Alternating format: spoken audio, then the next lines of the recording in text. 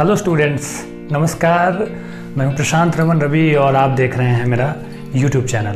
तो दोस्तों, आज की इस वीडियो में हम आपको बताने वाले हैं बहुत ही कम समय में और बहुत ही रोचक तरीके से क्या बलाघात, संगम और अनुतान के बारे में, जो कि हर तरह की प्रतियोगी परीक्षाओं में जहां से प्रश्न पूछे जाते हैं। लेकिन इससे पहले कि मैं आज का ये टॉपिक स्टार्ट करूं, मैं आपको बता दूं कि 14 जून शाम 5 बजे हमारे साथ एक लाइव सेशन होगा। एक इंटरनेशनल लेवल के बहुत ही विख्यात और कमाल के स्कॉलर और काउंसलर सचिन होंगे हमारे साथ। 23 ईयर से लगातार उन्होंने एजुकेशन काउंसलिंग में अपना एक रिसर्च किया है। तो ये सेशन जो है, लाइव सेशन, आप सबके लिए बहुत ही इंपॉर्टेंट होगा और लाइफ चेंजिंग सेशन होगा।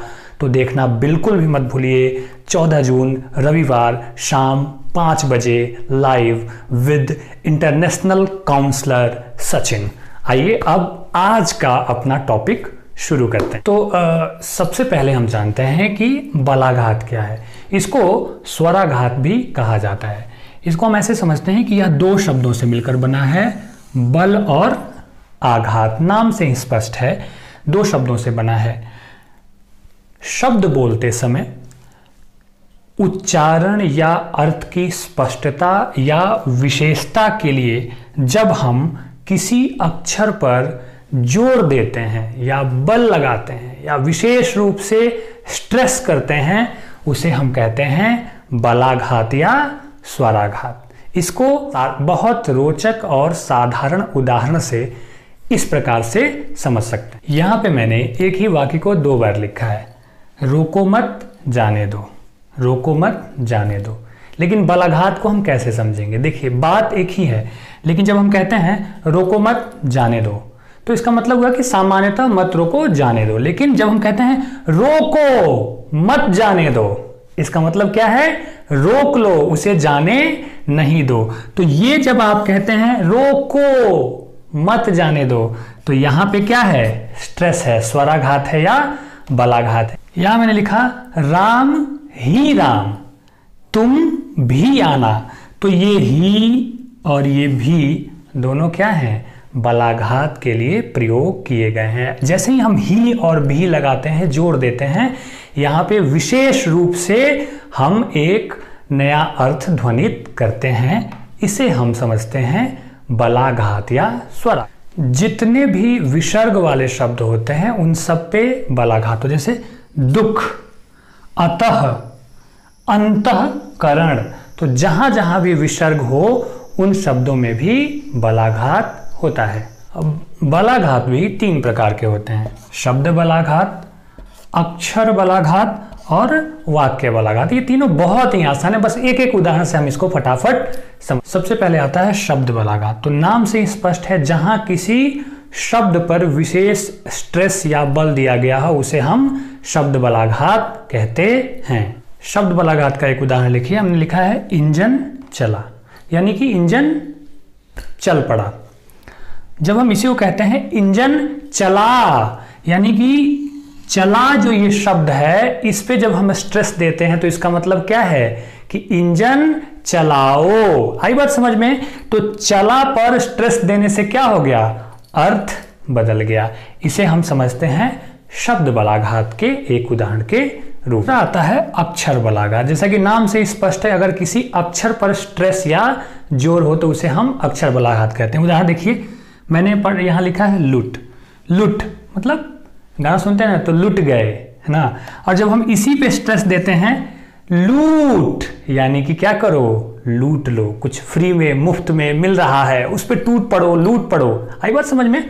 तो जब हम स्ट्रेस देते हैं, जोर लगाते हैं, तो उसका अर्थ जो है वह विशेष रूप से हमारे सामने प्रकट होता है। इसके बाद आता है वाक्य बलाघात।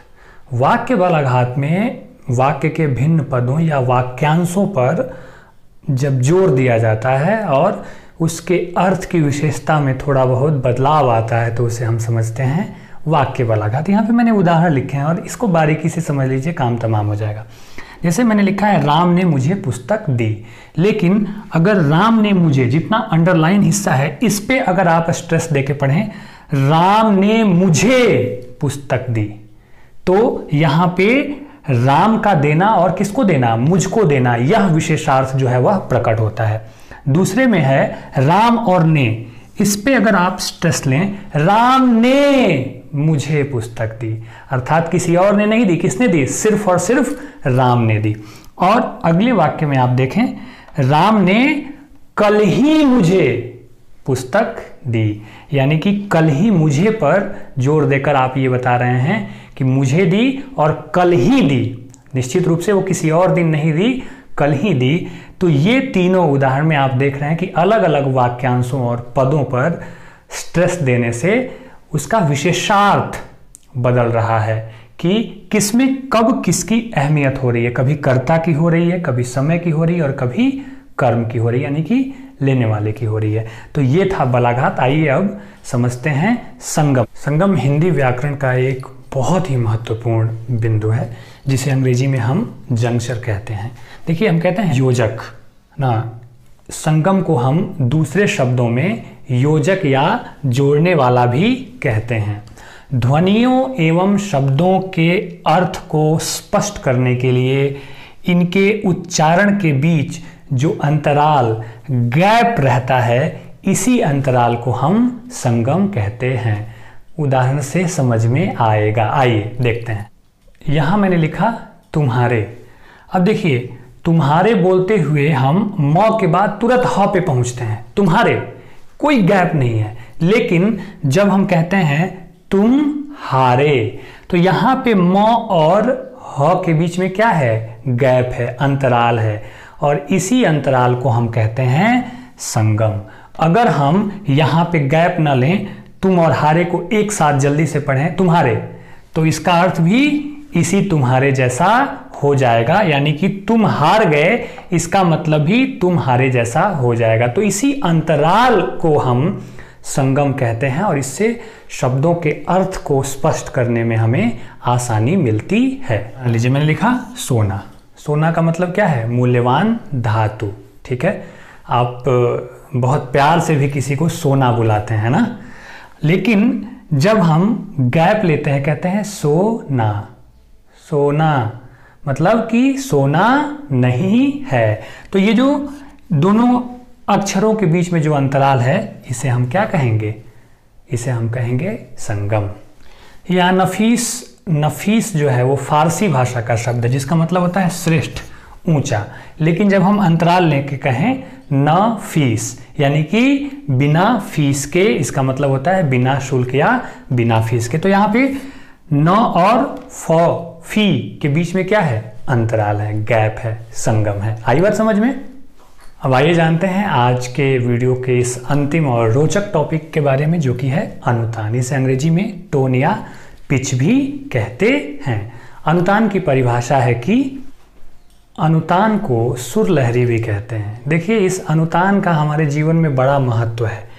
इसका सीधा संबंध हमारी आवाज़ की मात्रा से है कि हम किसी बात को किस तरह से कहते हैं। चाहे देखिए घृणा का मामला हो, आश्चर्य का मामला हो, दुख के भाव हो, उन सबों को प्रकट करने के लिए अनुतान यानी कि जो सुर लहरी, जो सुर हैं, जो हमारे स्वर हैं, उनमें जो हमारे उतार चढ़ाव और कहने की जो शैली है, उसका महत्व बढ़ जाता है। उसी के आधार पर अर्थ में रोचकता आती है, रम्यता आती है और अर्थ में बदलाव भी आता है। जैसे कि घृणा, शोक, आश्चर्य, इन तमाम तरह के भावों को प्रकट करने के लिए भी अनुतान की जरूरत पड़ती है। आइए एक उदाहरण से इसको समझते हैं। इसका एक साधारण सा उदाहरण मैं देता हूँ। जैसे कि एक गाना आप सुनते हैं ना, कोई सा भी गाना, जैसे मान लीजिए एक गाना है, लिखे जो खत तुझे वो तेरी याद में, हजारों रंग के नज़ारे मिल गए। आप सामान्य ढंग से कहते हैं तो अर्थ तो वही है, लेकिन जब आप इसको सुर लहरी के साथ, अनुतान के साथ कहते हैं तो आप कैसे गाते हैं, लिखे जो खत तुझे वो तेरी याद में, हजारों रंग के नजारे बन गए। अर्थ में कोई बहुत बदलाव नहीं आया, लेकिन क्या है, सुनने में और रमणीयता पैदा हो गई, रोचकता पैदा हो गई। आई बात समझ में? तो ये है अनुतान। अनुतान को हम दो भागों में बांटते हैं, शब्द अनुतान और वाक्य। ये दोनों अनुतान के दो भेद हैं। अब एक एक उदाहरण से इन दोनों को हम समझते हैं। मैंने यहाँ सिर्फ एक शब्द लिया है अच्छा, लेकिन अनुतान के आधार पे इसके उच्चारण और कहने की शैली से इसके अर्थ में कितना बदलाव आ जाता है। पहले हम ह्रस्व के हिसाब से इसको पढ़ते हैं। अच्छा, अच्छा मतलब ठीक है, ओके, मतलब सामान्य ढंग से। ह्रस्व मतलब स्वीकृति, हाँ ठीक है, अच्छा। लेकिन जब हम इसको दीर्घ स्वर से कहते हैं अच्छा, यानी कि विरोध कर रहे हैं, हमें ठीक नहीं लग रहा है। आई बात समझ में? ज्यादा दीर्घ मात्रा में हम कह रहे हैं यहाँ पे अच्छा, यानी कि हमें अच्छा नहीं लग रहा है। और जब हमने त्रिमात्रिक यानी कि प्लुत में कह दिया अच्छा, यानी कि हम प्रतिशोध यानी कि रिएक्शन में इस चीज को कह रहे हैं। तो ये है अनुतान यानी कि सुर लहरी के हिसाब से कैसे हम एक ही शब्द को जब अलग अलग तरीके से कहते हैं तो उसका अर्थ क्या हो जाता है, बदल जाता है। आइए अब देखते हैं वाक्य अनुतान क्या है। वाक्यों में आए अनुतान को हम क्या कहते हैं, वाक्य अनुतान। और इसकी खासियत ये होती है कि इसमें शब्दों का क्रम भी बदल जाता है। कैसे? अनुतान का एक खूबसूरत सा उदाहरण देखिए, मैंने यहाँ लिखा अच्छे आदमी हैं। अच्छे आदमी है जब हम सामान्यतः कहते हैं तो इसका मतलब होता है कि सामान्यतः क्या है, भले आदमी है। लेकिन इसी को जब हम अनुतान के हिसाब से कहते हैं आदमी अच्छे हैं, यानी कि क्या है, वो बहुत अच्छे आदमी हैं। तो ये सुर लहरी के हिसाब से, आवाज की मात्रा और कहने के हिसाब से हम क्या करते हैं, वाक्यों को, शब्दों को उनकी रमणीयता के हिसाब से विशेष और खूबसूरत अर्थ प्रदान करते हैं। ये कला है अनुतान की। तो दोस्तों, आपको ये वीडियो कैसा लगा, अच्छा लगा या खराब लगा, कमेंट करके ज़रूर बताइए। और यदि अच्छा लगा तो इसको अपने बाकी और साथियों के साथ भी शेयर करिए। हम लगातार इसी तरह के कुछ ज़रूरी विषयों पे आपके साथ संवाद करते रहेंगे, मिलते रहेंगे। अपना ख्याल रखिए और क्या कीजिए, मुस्कुराते रहिए। Thank you.